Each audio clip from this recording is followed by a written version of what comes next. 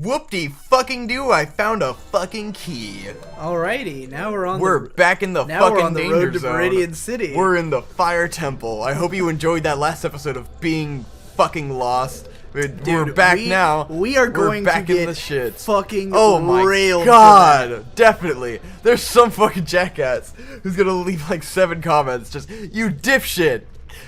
It's not fucking gonna be wall, some man. jackass. It's gonna be every jackass. Everyone who who's has ever played played this game 700 fucking times and just remembers every little thing. And it's like, oh, you dipshit.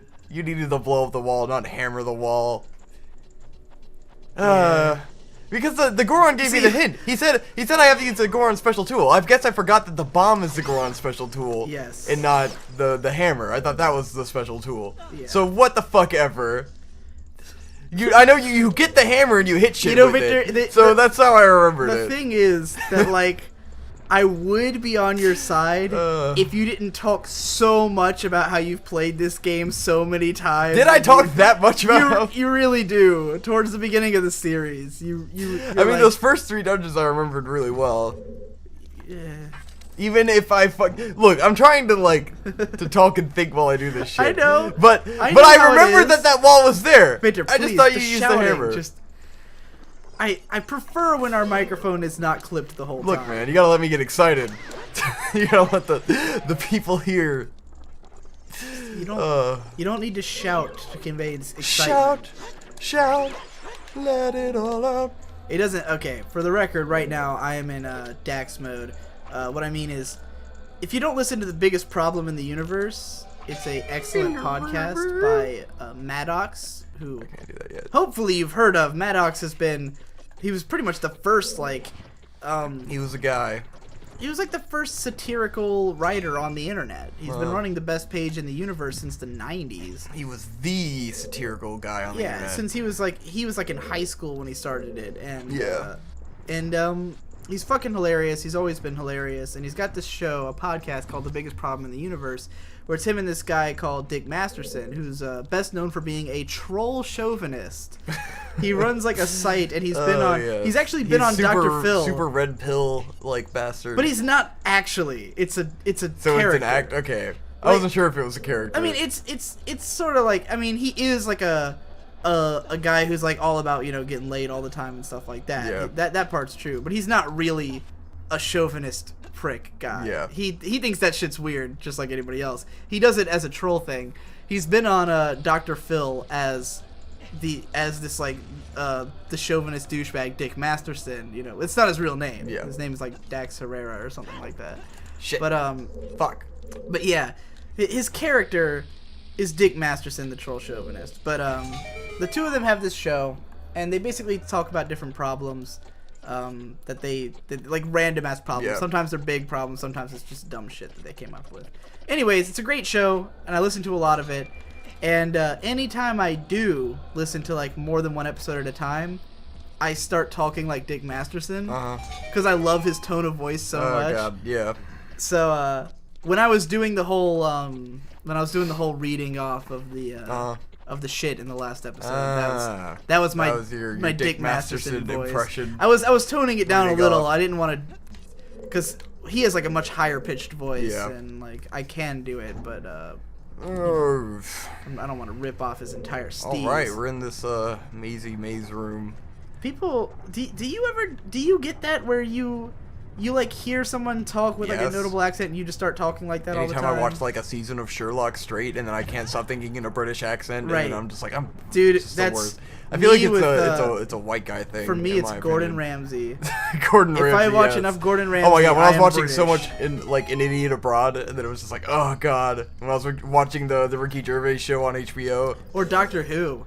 When I watched the first series of Doctor Who, I had a British accent in my head. Yeah. But like, because with the British stuff, like sometimes it's just generally it's a British accent. It's not like a specific voice. I get but trapped. Then there's if it's a voice that I can actually sound like, I will start talking like that. Anytime I get into rap music, I become exponentially more black in my speech. You can when you're like tell hip hop a lot. You can really tell when I've been listening to rap all day. Obviously not today because I'm talking very white. Very white. Very white. I am very white today. If I've been listening to rap music, I will quote a lot more rap music and sound a lot more idiotic. Yes. And I will say nigga a lot more times. Oh, ooh, yeah, we haven't said that 80 times on this show. I don't think I've used it. You have. Have I? You have. I don't know. You have emphatically, in fact. Did I? Yes. When? You were just At what part? at some point you were like, nigga, you said blah blah, like what? Like you were mad at me about something. I don't remember that. Dude, it's in there. Know. Why would you remember that? Why would you? I don't know. There's been like fucking like 20 hours of recording for this already. Yeah. Or some shit. Dude, I have 2 fucking keys. Can you believe this? That means when I get to the next door, I'll have the key for the door after that door. That is insane. Okay. This is like, because every time I get to a second door and I don't have a second key, and I'm like, well, what the fuck? Where is the second key? Now I have 2 keys. Now watch me get to a third door. Oh, look at that. What did I say? Right there. A fucking another door. Are you okay? Do you need help? I'm trying hard not to suck at this game. It keeps happening. That was an easy. Get the hearts. Get the hearts. Okay. Yeah, bro. Yeah, Mr. B-Tongue's voice gets I'll you become Bidoof. I often read, like, when I write my analysis and I read it back to myself, I very often read it like in Mr. B-Tongue's voice. And what sucks is I want to do them that way, but I can't. Because like when I start reading a script, I just keep speeding up. If you pay attention to my videos, you'll notice that like the first paragraph, I always talk way slower. You'll start doing some voice, and it's really awkward. And then suddenly it's gone after the first paragraph, and I can't keep up a voice like that. Like you know, I'll be like, in 2002, Paranoia Agent was developed by Mamoru Oshii. And then in the subsequent years, Production IG decided they were going to do a whole bunch of shit. It's just like, god damn it, I can't do it. I try so hard and you tried so hard. I get so far, but in the end, it doesn't even matter. You just have to fall, Conrad. That counts as a music reference. I should take a sip. I gotta keep track of this shit. Oh, I didn't realize you were still playing the game. Yeah, I'm supposed to be playing. Fuck my ass. Well, I'm just gonna start saying all these. It was. Okay. I'm gonna start torturing you. I don't know if I should drink for intentional. God, fuck my ass. That was not even intentional. I started to say it and then I realized that I was like completely not even trying. I took a mini sip. Oh, this fucking part where you have to not fall on the things. Yeah, it's not hard. You just. I was locked on and it didn't unlock because it's like a weird and trigger release thing. Because I'm used to like you hold it down to lock on and this is like a click lock on. I like this random like Indiana Jones shit that's happening. Dude, fuck yeah, the fire temple's ridiculous. It's just everything wants to kill you. Everything is out to get you in this temple. Yeah. There's just like fucking random flaming skulls that fucking jump out of the ground. Like what is that? It kind of takes a lot away from the lava that you can just walk in it though, like. Yeah, but it hurts. I mean, you're wearing a fire tunic, so. Right, but it's still kind of like. Sa. I'm just walking in lava. It's not like you like. It might have been kind of cool if they made it so like you slowly sink in it. You know, like you gotta keep moving, but if you stop moving, you start sinking. Just to give it a little sense of danger. Quicksand lava. Yeah, well, that's lava. You sink in lava. You know, it's like semi. Yeah. It's like mostly liquid. If you can survive the lava, I guess you would sink in the lava. That is true. Yeah. So. Yeah, if he just like very slowly sort of sunk, it would just add a little more urgency than lava. I can just walk on it. Who the fuck? It's not even. It's just hot floor. This lava's bullshit. This isn't fucking Oh, lava. damn. God! Clipped by a boulder. Dumbass. It's clipping, bitch. Hey, what about that wall? Can you blow that up? I don't think so. It's Dude, that might be a secret. I thought you could blow up the face. That might be the hammer walls. Hammer, bro. These boulders. You know what makes me mad? They just tap you when they go the other way. When I was doing the research for my list of all my games. Where's that Goron I just unlocked? I was doing a lot of my research through Hardcore Gaming 101, which is an excellent website. If anyone's not been there, they've been around fucking forever. They just write like all these articles about game history and like and the history of different franchises and shit, and it's really cool. Great place to do research on video games. And they've got a Patreon now. to fund their website and Go their books that give they write. people money. Yeah. I mean, give me money first. Yes. Don't give them money if you haven't given Have me money. some fucking but- priorities, kids. Yes. I love how on my side you are there. Fuck this, like, respected website that's been around for 20 years or whatever. Look, my life is easier when you have a lot of money. That's true. So I do buy you a lot more things when I have money. you buy me things and you bitch less. So it's like That's also I would rather true. have a happy I Conrad didn't even think about than a that. fucking Like, I didn't think about how me depressed having Conrad. money, like, really benefits you. Like, Yes, you, it does. you get to go out to eat all the time and fucking have fun, like, you know, do things. It and helps. I don't come into your room and, like, you know, beg you. Oh to my fucking try god, new places. goddamn bolt. Where is I unlocked a Goron. Where the fuck is he? This was the one I hit that switch for. There was a guy in here. There's another one. I hit that other switch up there. I'm looking for the Goron I saved. I don't know, man. Does the map not help? Oh, it doesn't look like it helps. Yeah, You need it the doesn't. compass. It doesn't. I need the compass. Because the guy's gonna have a key, so I want to go back Anyway, and get the key before I go fucking The point progress I into was stupid the dungeon. point I was trying to make with the hardcore gaming thing before I completely forgot where I was and who I was. Yes. Who are I? Maybe you need to go through that door right there. To your No, right. I already went through that. That's where I got the map. The point I was getting to Shit, is that I was looking at all these like old games that are so like rad, So and thinking, rad. man, like some of them are like cool Uh. 2-player games. And I'm like, man, I'd love to play these games with somebody. That's where I need the key for that door right there. Too bad Victor doesn't ever get excited about old games that he hasn't played before. And I mean, if it's 2-player, that sounds more entertaining. well, What are you talking we about? wouldn't be able to play it on the show. Yeah, you know, I just want to play it just for the hell of it. And also, Game Grumps has played all of them. So like, it just feels like I've watched like way back when Game Grumps played Pocky and Rocky. The game looks fucking awesome. It's a super cool Super Nintendo game. And I was looking at it on Hardcore Gaming. I was like, oh man, I want to play Pocky and Rocky with somebody. And the funnest way to do it would be if it was like two friends getting really excited and playing it on a TV show, you know, like on the internet. And they already did that. Yeah. But at the same time, where I think anyone could one-up Game Grumps is that, you know, and I'm not complaining that they do this. They usually quit playing a game if it gets too hard, you know?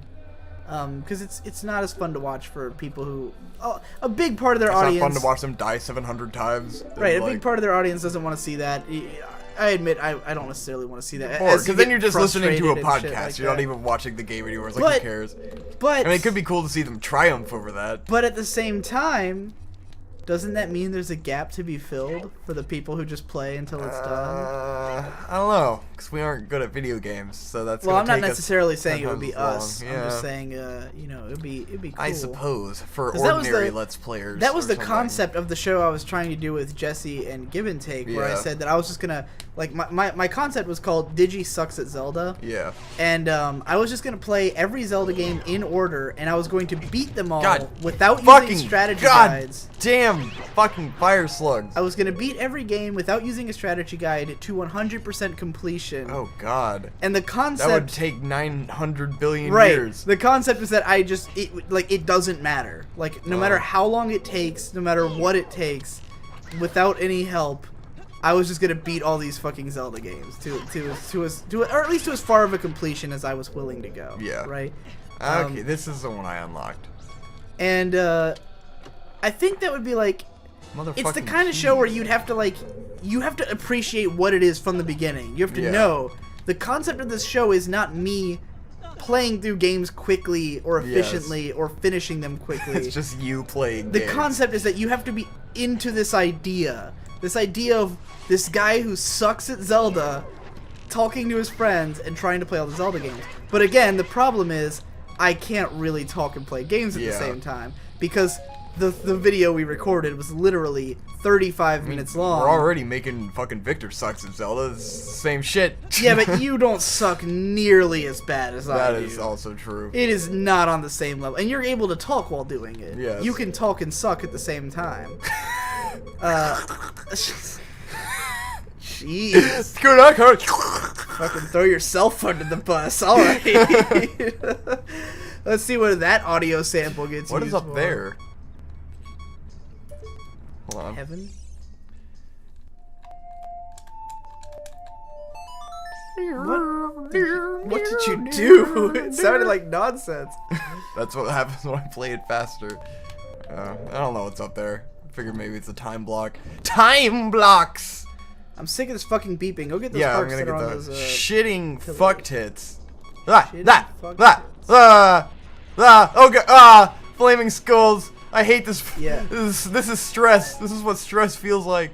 There's a locked door right up there. I know, that's where I'm going. Okay. That's why I came back into this room. Alright. I know where I'm going now. I just had to get all the Okay. fucking keys. I didn't put in... I had 2 keys. I needed 4 keys. I needed 2 keys to get to 2 more keys so that I could get to more doors. I had considered putting a rule that you sip whenever we start yelling, but Yeah. that's just the state of the show. We're always yelling. There's Hopefully, no point. when I'm enjoying myself. If I had gotten to the yelling before Is this what you got all enjoying those- yourself feels like? Yes, I am having fun. It's better than you ranting and me just kind of like. It's the best. You know what the best parts of the show are? What? When you start talking. Yes, I know. Not about the game, like not When I'm actually not when around? You're, not when you're going.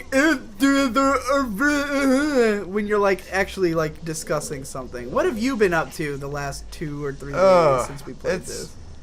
It's crunch time. This is where my life is officially gonna get except busy. for the part that's not interesting is when you talk about film and what you're doing in film. Well, why the fuck would you ask? That's all I'm doing. Why would you ask me what I'm doing? How is that not interesting? All right. Let me change this. Let me change up what I'm talking about here. On the pub crawl, which is my radio show, which is running right now without me. We often ask, "What have you been up to this week?" And if there's like a really exciting story, we'll share it. Like, you know, Cider usually has broken something or done like some law that he's broken in the course of the weekend. Oh Jesus! Oh shit! I did not see that coming at all. That's where this is I going. should have. Wrong door. But other than that, what we really mean is like, what have you been thinking about the last few days? Like, have you had any interesting insights into your life? Not literally like a schedule of your day, your boring ass. Like, no one can relate to your film work. No one else does that. Like, you're like, oh yes, My life. the production meeting was. You realize you sound like think about what anyone who does another job sounds like when they talk about work. Yeah. That's what you sound like when you talk about work. It's just it's all I not do. exciting. It's all I'm thinking about. And I know I do it all the time. I talk about my Yeah, you job, talk and about it's also fucking boring. analysis. Nobody cares. But- You're but- fucking making lists of 100 fucking shit. Hey, but I didn't talk about the process of making the list, which I could have. I talked about, you know, the thematic ideas that came out of it. You know? The topics of discussion that I gleaned from doing so. I don't know. I feel like I want to get more out of that because I put so much work into it thought that I turned want all it to the be fire worth off, and I turned something. it on. Oh shit. I want to like You did this thing and then you forgot. Nobody gives a fuck about I want there to lists. be There you a go. I want there to be a payoff to it somehow. But the only way to make it interesting would be if you also had a list, or like if everyone had a list and we could like Yes. compare our Oh, lists. so now everyone, just like with every other list, now that you have a list, everyone else needs a list. This happens every time. Every time he makes a list, you go, oh, I have my top 100 albums. Now all of my friends need a top 100 albums. Here, everyone, let me sit here and make a top fucking 100 albums list with you. God damn it. And so I have a top 100 albums list because Conrad sat there is yours and went not a through top every 50? album. I think it's a top 50. Either way. You sat there and watched me make a fucking list. I didn't watch you, I guided you you. made that list for me. Did I enter it for you? Like enter in all the information? I think so. I did that for like most people. All right, I Yeah, found the guy. For anyone who's like wondering what the fuck Victor's talking about, Conrad is a list monster. around a year and a couple months ago, I was making a top 100 favorite albums list, and then I wanted everyone else to do one who I know, and then like I got everyone I know to do Yeah. one, like all of my friends, my mom, anyone who would have Everyone in the fucking world. anyone who I could see coming up with at least 50 albums that they liked, I got to make either a top 50 or top 100. I even got some of my internet friends. I know I got Jesse Wood did one. I don't remember if Gibbon did. I think he might have done a top. Maybe he said he couldn't come up with them. I got a lot of people to make them. Man, and I gotta say, I really loved this boss as a kid. I'm not sure why. I think it's because at one part it turns into green fire, and that was the coolest thing in the world. He's cool as shit. I don't remember him at all. Dude, I remember him now that I'm really I remember seeing him, but I forgot this was a part of the game. It's one of those bosses I always look forward to. If you had asked for some me, reason, I'm not sure why. I never remember. Look at this little fucking jackass. He's like this little flamey Kingdom Hearts looking motherfucker that runs around. I think for some reason Fire Temple has always been it's one of the least memorable. Which is odd because there's so much shit going on, but I guess it's just because it's all very fire and brimstone. It's kind of stressful. Yeah, stress. I'm addicted to stress. That's the way that I get things done. If I'm not under pressure, then I sleep too long, and I hang around like a bum, and I think it's going nowhere, and that makes me nervous. Everybody's out to get me, but I feel alright. Everybody's out to get me, but I feel alright. Everybody's out to get me, but I feel alright. Everybody's thinking about me. It's the little things that get you. It's the little things. All right, that's I can't think of it. It's too fast for me. Anyway, the point I was getting at, after I got everyone to make their lists, I compiled them all in a way where I took any album that was on multiple lists and I weighted how many people's list that album was on and how high it was on those people's lists. And then I ran that as an algorithm and calculated what our collective favorite albums were. So I believe our favorite album as a group was The Satanic Satanist by Portugal the Man. Yeah. Was the top number one, where everyone in our group of friends had The Satanic Satanist by Portugal the Man. Check out that album. It's great. Pretty fucking good. And not far behind it was In the Mountain in the Cloud by Portugal the Man as well, which is my favorite of their albums. Yeah. Satanic Satanist is good, but In the Mountain in the Cloud cool. is I think it's the danger here. If I fall off of this, I am royally fucked. I'm gonna have to do all this fucking walking. Yeah. This is fucking flaming bats and God, this temple. Here's another analysis tidbit I can actually go on.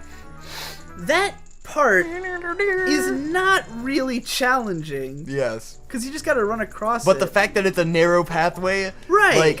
It's psychological. If you're not used to it, it makes you go, even though you don't feel even though it's not dangerous, the fact that you can fall, makes it treacherous feeling and cool that you did it, which is the opposite of Uncharted, where you're climbing on but there's pretty much no failure at all when you're climbing shit. You can possibly fall, but when you're climbing shit, you could be scaling a cliffside, right? You've got all these thin little things you've got your fingers on, you're scaling all carefully, and then you could just put the controller down and leave Nathan Drake hanging there forever. You could do that. Yeah. He will not let go. He will sit there holding that ledge for all time. And any sense of danger which you might have felt from scaling the side of a cliff evaporates. Yeah. In this situation, even though it was dead easy to run up that little path, if you'd stood there, bats would have flown at you and fucking killed you. Yes. Or you would have had to at least get your shield out. Or if you had stopped on the ledge, the bats would have killed you. Bats you are would have so died. fucking frustrating for so, me. I'm out of arrows. It's not hard, but it gives you that feeling of danger and excitement that is necessary. They go into these bats light themselves on fire. Holy fuck. They are fucking these insane. These are metal as shit. Holy fuck. You know what I realized from our Sonic Adventure 2 playthrough? What? Referring to things as being metal. I was actually literally just about to make that a conversation topic because I was talking to Hope. She had watched the Sonic when we're talking about how I cosplayed Knuckles when I was a kid. Knuckles. Not Knuckles, Shadow. Right. But then she thought it was interesting because she thought Shadow was lame because he was this brooding, douchebag, tryhard, and she wasn't into that at all. And I was like, well, you gotta understand, for us growing up, it was always metal music.